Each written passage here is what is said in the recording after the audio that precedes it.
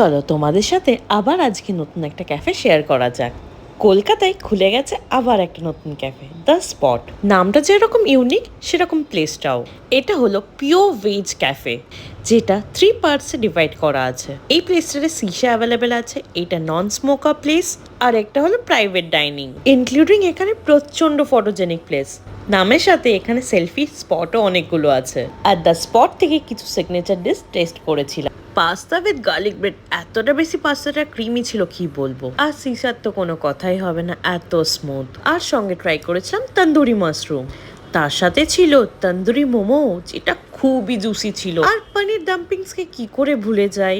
এত কিছু খাচ্ছি, ডাইজেস্ট করার জন্য মকটেল না খেলে কি হয়। ড্রিঙ্কসে ছিল ব্লু লাগুন আর ভার্জিন মোহিতো। কে বলেছে ভেজ খাবার খুব বোরিং? একবার এসেই দেখো না এই ক্যাফেতে। আর লাস্টে ডিনারে ছিল লাচ্ছা পরোটা আর কোপ্তা মালাই। মনটা যেন ভরেই